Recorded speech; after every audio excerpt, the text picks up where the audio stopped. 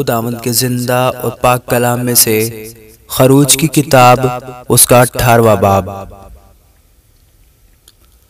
اور جو کچھ خداوند نے موسیٰ اور اپنی قوم اسرائیل کے لیے کیا اور جس طرح سے خداوند نے اسرائیل کو مصر سے نکالا، سب موسیٰ کے خسر یترو نے جو مدیان کا کاہن تھا سنا۔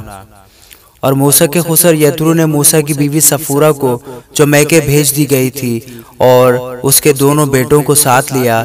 ان میں سے ایک کا نام موسیٰ نے یہ کہہ کر جرثوم رکھا تھا کہ میں پردیس میں مسافر ہوں، اور دوسرے کا نام یہ کہہ کر علیزر رکھا تھا کہ میرے باپ کا خدا میرا مددگار ہوا اور اس نے مجھے فرعون کی تلوار سے بچایا۔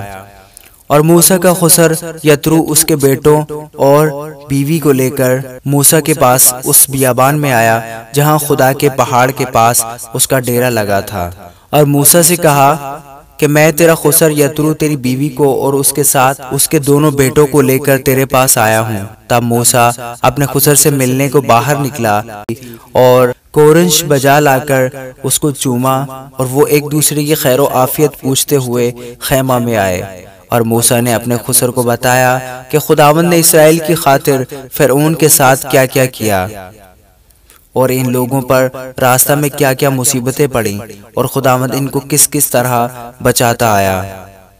اور یترو ان سب احسانوں کے سبب سے جو خداوند نے اسرائیل پر کیے کہ ان کو مصریوں کے ہاتھ سے نجات بخشی، باغ باغ ہوا۔ اور یترو نے کہا، خداوند مبارک ہو جس نے تم کو مصریوں کے ہاتھ اور فرعون کے ہاتھ سے نجات بخشی، اور جس نے اس قوم کو مصریوں کے پنجہ سے چھڑایا۔ اب میں جان گیا کہ خداوند سب معبودوں سے بڑا ہے، کیونکہ وہ ان کاموں میں جو انہوں نے غرور سے کیے ان پر غالب ہوا۔ اور موسیٰ کے خسر یترو نے خدا کے لیے سوختنی قربانی اور ذبیحے چڑھائے، اور ہارون اور اسرائیل کے سب بزرگ موسیٰ کے خسر کے ساتھ خدا کے حضور کھانا کھانے آئے۔ اور دوسرے دن موسیٰ لوگوں کی عدالت کرنے بیٹھا، اور لوگ موسیٰ کے آس پاس صبح سے شام تک کھڑے رہے۔ اور جب موسیٰ کے خسر نے سب کچھ جو وہ لوگوں کے لیے کرتا تھا دیکھ لیا تو اس سے کہا، یہ کیا کام ہے جو تو لوگوں کے لیے کرتا ہے؟ تو کیوں آپ بھلا بیٹھتا ہے؟ اور سب لوگ صبح سے شام تک تیرے آس پاس کھڑے رہتے ہیں۔ موسیٰ نے اپنے خسر سے کہا، اس کا سبب یہ ہے کہ لوگ میرے پاس خدا سے دریافت کرنے کے لیے آتے ہیں۔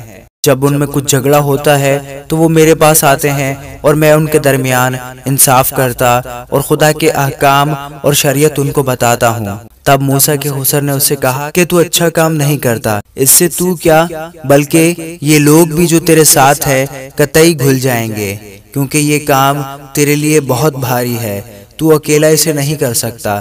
سو اب تو میری بات سن، میں تجھے صلاح دیتا ہوں اور خدا تیرے ساتھ رہے۔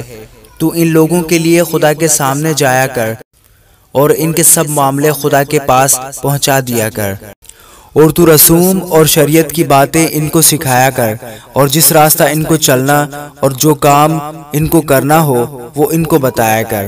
اور تو ان لوگوں میں سے ایسے لائق اشخاص چن لے جو خدا ترس اور سچے اور رشوت کے دشمن ہوں، اور ان کو 1000 اور 100 اور 50 اور 10 آدمیوں پر حاکم بنا دے کہ وہ ہر وقت لوگوں کا انصاف کیا کریں، اور ایسا ہو کہ بڑے بڑے مقدمے تو وہ تیرے پاس لائیں اور چھوٹی چھوٹی باتوں کا فیصلہ خود ہی کر دیا کریں۔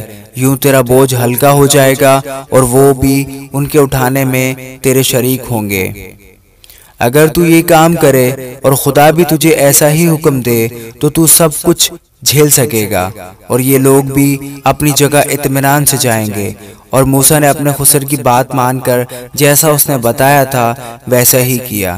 چنانچہ موسیٰ نے سب اسرائیلیوں میں سے لائق اشخاص چنے اور ان کو 1000 اور 100 اور 50 اور 10 آدمیوں کے اوپر حاکم مقرر کیا۔ سو یہی ہر وقت لوگوں کا انصاف کرنے لگے۔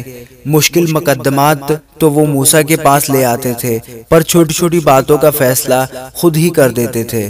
پھر موسیٰ نے اپنے خسر کو رخصت کیا اور وہ اپنے وطن کو روانہ ہو گیا۔ آمین۔